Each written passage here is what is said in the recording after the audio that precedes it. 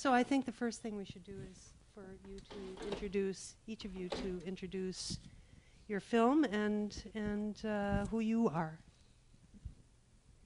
My name's Peter Malamo. I shot and produced the film from Pakistan. I'm Ellen Friedland. This is Kurt Fissel, and producer-director of Delicious Peace Grows in Ugandan Coffee Bean. Okay, thank you.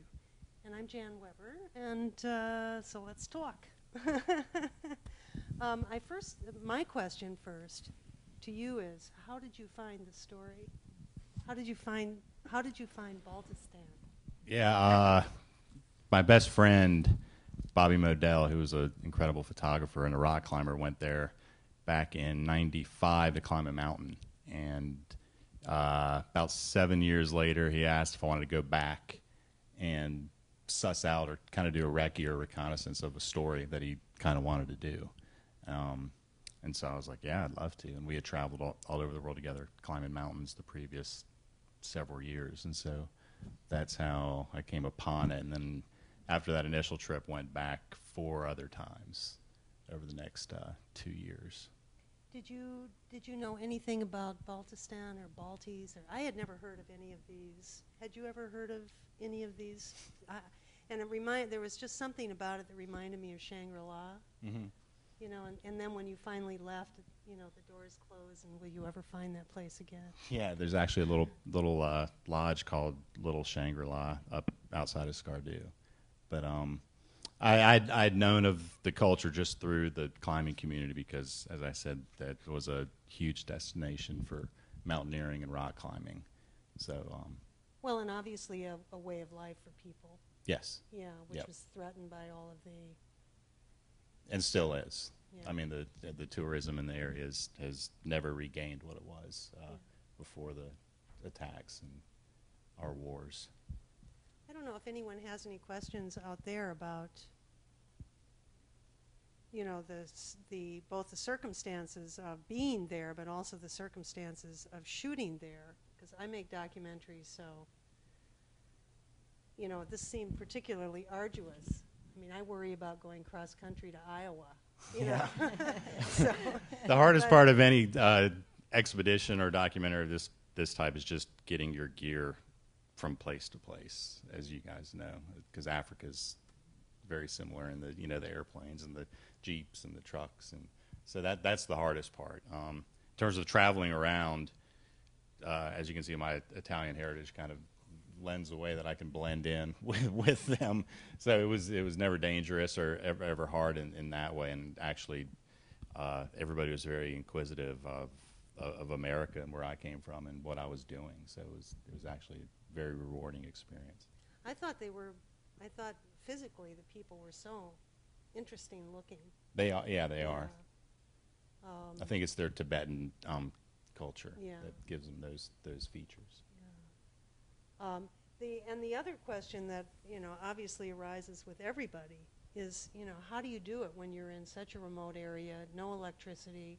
I mean, is part of the gear must be a generator, right? Never really had a generator, solar panels, and then just there's these things called expedition batteries that you can use to run your cameras and lighting, and so it's basically just all batteries and solar panels because there was no electricity.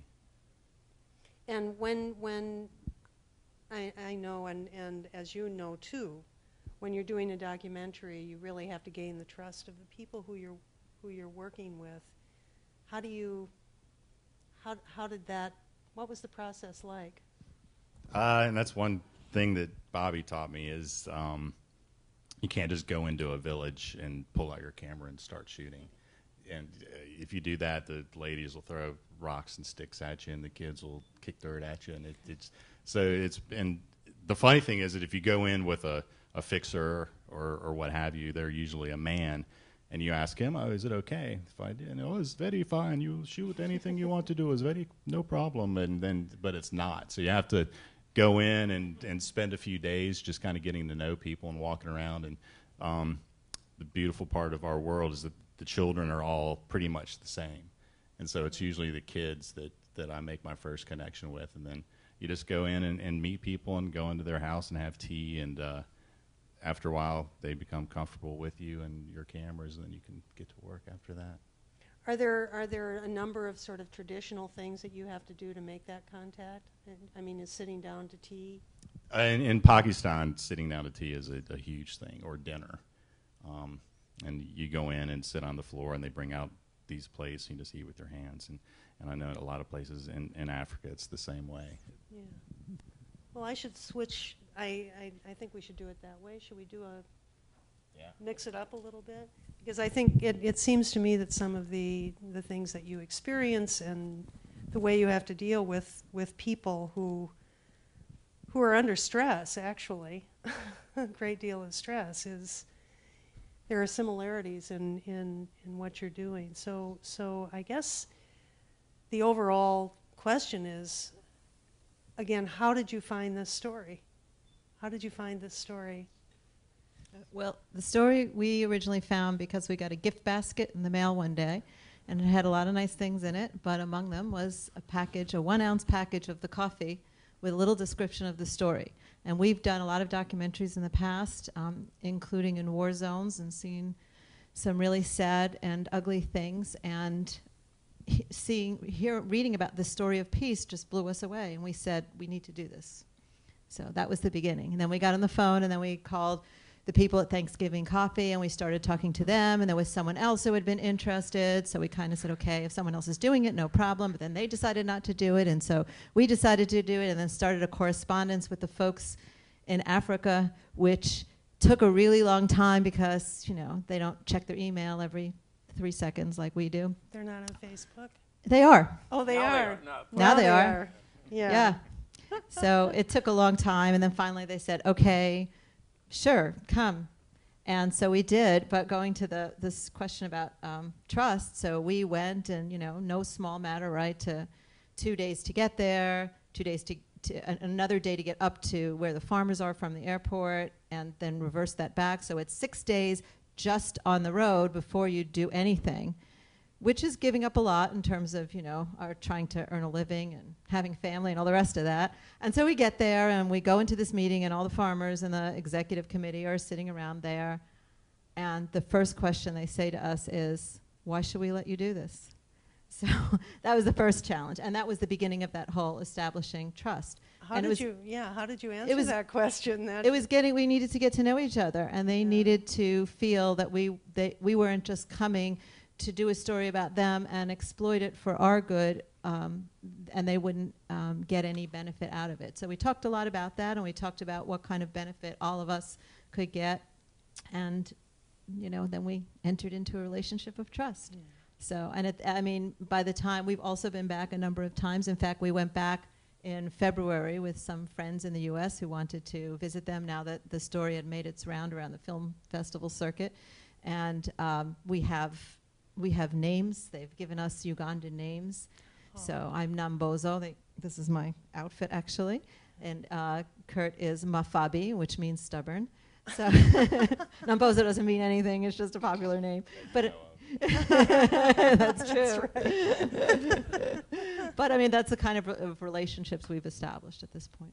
Yeah, when they gave Ellen, they said, "Oh, we're going to give you the name Mafabi." I said, "What's that mean?" They go, "Stubborn." I'm like, "Okay, I guess that's how you guys see me." But I said, "What's Ellen's name?" And she's laughing about it. I said, they said, "Nambozo." And I said, "Oh, you mean the Great American Clown?" So that was like they're like, we went back in February with these guys. We had this like returning relationship. And actually some of the people that are in the film have since, because of disease and all that, are no longer the one guy that's on the posters. The life expectancy, I think, is 45 to 50 years old there, and so you see some of these people, and I know when I saw the film here tonight, there's somebody else these people just disappear. It's at least they have some sort of archive. They've never seen themselves on tape or anything like that, and you played it for them, and it was like, they're. Did things change? I know in my work that that has spanned a few years, things change. The story continues to evolve, even though you're sitting in an edit room, making this the moment when you say, "Okay, it's a wrap." So, how did they feel about that? Or I guess I should shift it to their side. What has changed for the better or worse for them since you've done this?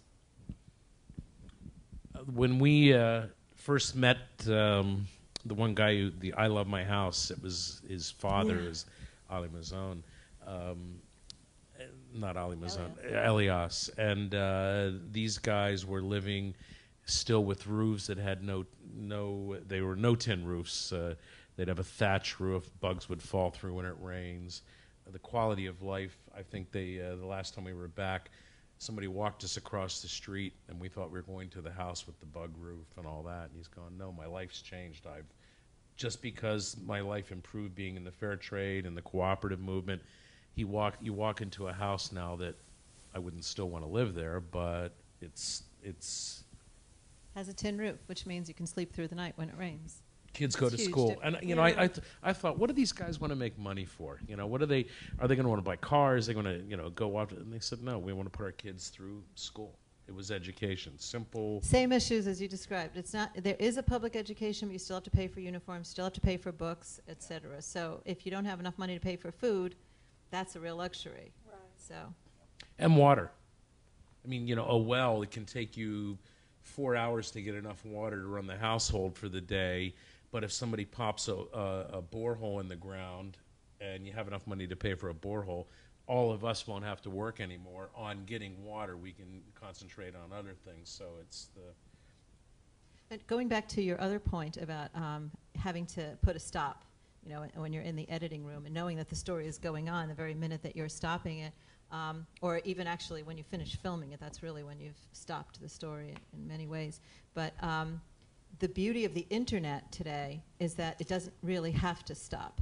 And that's actually one of the goals that we have is, as we're embarking on the whole stage of distribution and getting the message out in different ways and hopefully getting, enough money back in to start editing different pieces of it, to continue editing it when we go back there and we visit them and, to get a little bit more and to be able to update it or to update it with their stuff, with the photos that they send us or whatever it is, you can actually keep the story going. Mm-hmm. Well, I mean, that's a kind of, I guess it's a kind of outreach when you think of it. I mean, it's a way of extending this and kind of making it better. How have the folks, their life is still very hard. Yeah. Is it somewhat worse because of? It's probably worse because of the wars and because of the focus that extremists have given Pakistan. I still get phone calls from some of those guys every now and again just to say hey and see how things are. But that area, I mean, it hasn't changed much in hundreds of years, and so our idea of change and our pace and the way we see things change here is incredibly different than theirs over there. I mean, we're rapidly going, full throttle, and they're going much slower over there. Yeah. But they're still doing what they were doing when I was there, and just basically putting their kids through school where there are schools. A lot of the schools that were there in that area are no longer functioning, but basically just having their families survive, food and water for their families, and shelter when it gets cold. I find the education piece to be so interesting that's really such a goal. And I don't know if it's, I mean, what do you think is at the basis of that? Well, I would say the farmers will say that they want their children to have choices. They say maybe they'll be farmers like us, but we want them to be able to do something else if they'd like to do something else. That's what they say. I mean, as we all know, the world has become very flat, and so for them too, unlike where you are, and it's a very isolated region where these farmers are, they're outside of a city, and so they can go into the city and they can access the internet, and they can, see that there are people doing things, and that's connected to a larger world. So the notion that there are many options out there is not very foreign to them. There's also a very big university right in the area, an Islamic university, but very pretty secular. I mean, a lot of people attend. And, you know, a lot of people go. So none of this is foreign to them. They know that these avenues are there. Well, it's also, I mean, having worked with, you know, issues of rural versus urban and so on, it's that tug and pull of the city, too, that's very interesting. Did that exist with, I mean, were people giving up and going to the city, or was that just not even part of the schematic? Some of them would, but like I said in the film, Yeah. when the men would go to the cities, then they're not there to help with the duties that they would normally perform back at home, and so then their families suffer, and the prospects of getting a job in one of these cities is very slim. I mean, Africa is very much the same way. I mean, you know, you go to we live in Kenya part time. You go to Africa and you see go to these shopping centers, these, you know, very able men out there, and they're just begging to, you know, help park your car, or because there's no work. There's just no work in these cities. So even getting to some of these cities, it's not a guarantee that you're going to make money for your Well, family. and it also kind of collapses that family unit, too, in a way that True. is And that's very important to difficult. them. Yeah, yeah. Does anyone else want to learn anything from, oh, there's someone.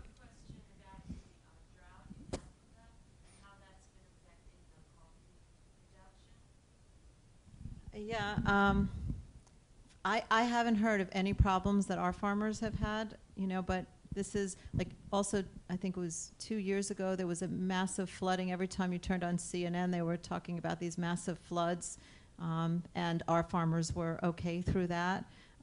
But, you know, that really is an important issue because it goes to the nature of commodity markets and the ups and downs of them. So, for example, I'm just going to take it a little bit of a different direction because I think it brings up a really important point, and that is that in the last few years, coffee in the general open, non-fair trade market has been actually priced very high. So farmers in general have been getting paid very well, even if they're not fair trade farmers. But when issues like drought or flooding or whatever affect the markets and prices really fall down, this is when the whole issue of fair trade becomes very important. So what's been very interesting actually for our farmers through this whole period when the prices have been high is there was the fear that they might actually choose no longer to work with a fair trade buyer because they might be able to get even better prices on the open market.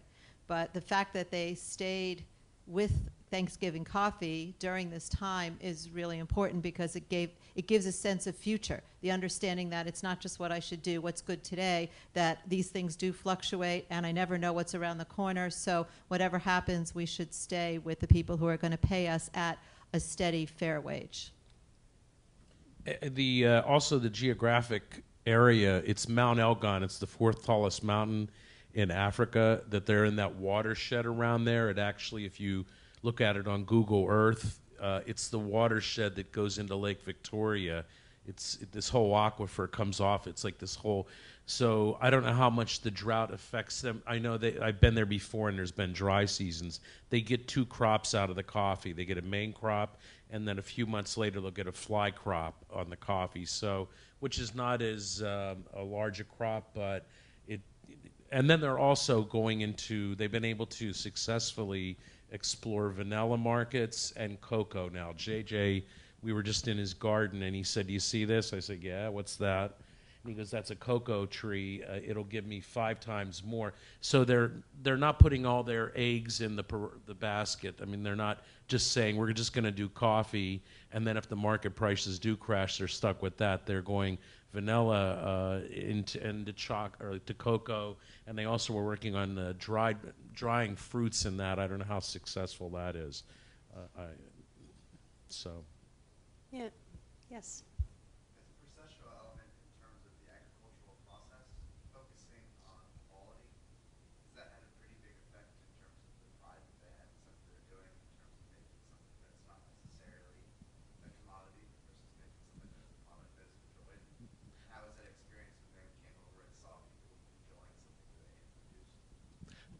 the quality control part, I think the co-op takes a real pride in that, because I mean, with coffee, the way they originally had done the coffee, we would all pick it, and then we would de-shell it on our property, and then we would take it to the co-op, which leaves a lot of room in there to pick green beans, and coffee should only be picked when the berries are red.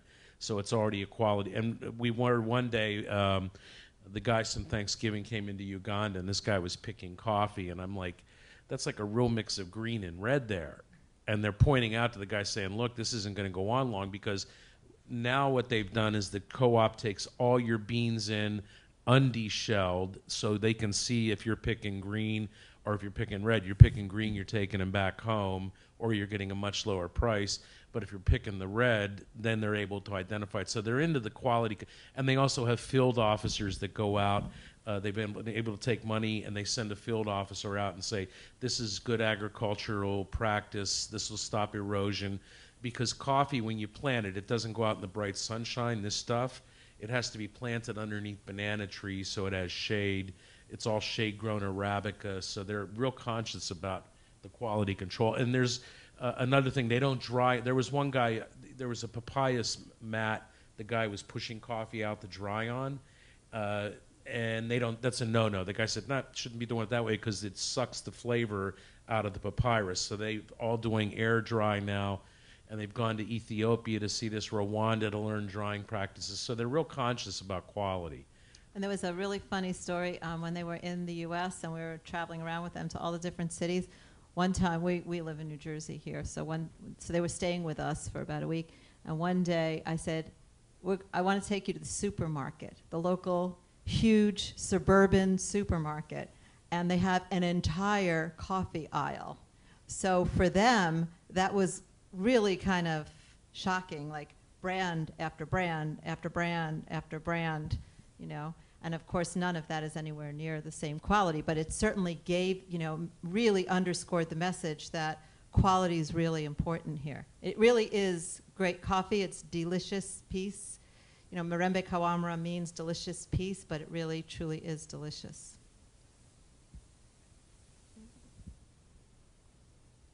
Anyone else?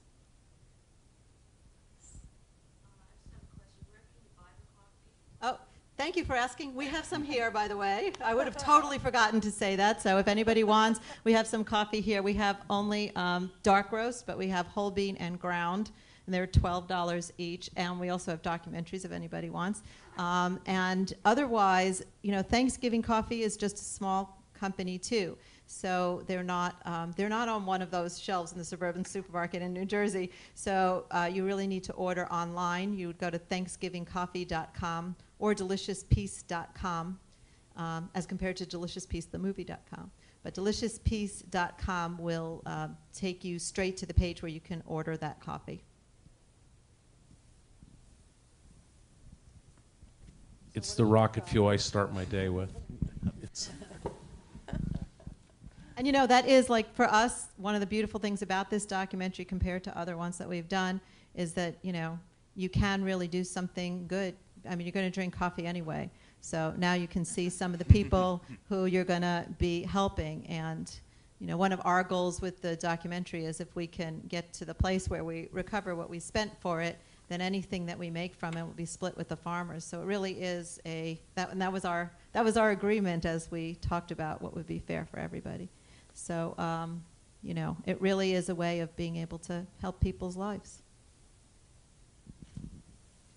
I have another question about Pakistan, especially the women that are now receiving education. What avenues using that education, putting it to use? Yeah, that's a great question. And a lot of the women are, and it's funny because a lot of the women are going off to the larger towns and cities and being further educated, and then coming back to their homes either as doctors or teachers, and then therefore educating not just the girls, but the girls and boys as well. So a lot of the women have gone on and come back and tried to spread that educational wealth to the other girls. Because a big problem is that, and it's becoming the point where the oldest girl in the family needs to stay at home to help the mother with all the chores, and so some of the younger girls are going off, and so now there's even like a second push to get the mothers to realize that they need to let all their children and mainly females go to school to be educated. Is there this sense of once they go off to, for an education or off to the city, that there's a responsibility to come back to their own place? Yeah, a large sense in that they want to come back and help. What is the population? I mean, is there any way to small villages? Yeah, well, of Baltistan. It's hard to tell the population. The villages range in size from 100 to 500-600, depending. Like Ascoli is a little slightly larger than Houché. I think there's about 600 people there, and Houché's got about 300. And what is their sort of political and social structure? Who are the leaders? They've got village elders. The imam of the mosque obviously is the main leader, and there's village elders who kind of set the structure, and then there's a hierarchy going down from that. Among, obviously all men. Did I just get a signal? I thought I saw a signal to stop. Should we go on, or should we? Yeah, I thought I saw someone go like this, and I thought, oh no. Yeah, please. The questions are really, really lovely. Well, I thank you all. I just, Thank you. what you have. I see you have some DVDs and coffee. Did you have a chance to? Yeah, I just said that. Yeah, exactly. I just mentioned that. So if anybody wants, they're right here. Please. Yeah. Well, I thank you very much. Thank I mean, you. it must be very rewarding to have worked with such incredible people. Did you fall madly in love with them? I have fallen in love with my subjects. I don't know how, maybe that's not the right way to say it, but. I mean, I would say we're really very fortunate to be able to do this kind of work and to travel to a lot of different places in the world and meet a lot of amazing people doing amazing things. So in that way, I feel very blessed. I mean, the So first I'd thing say- that occurred to me was hero. Lots of heroes in this, because they take a lot of risk. A lot of risk. So, thank you. Thank Thanks. you.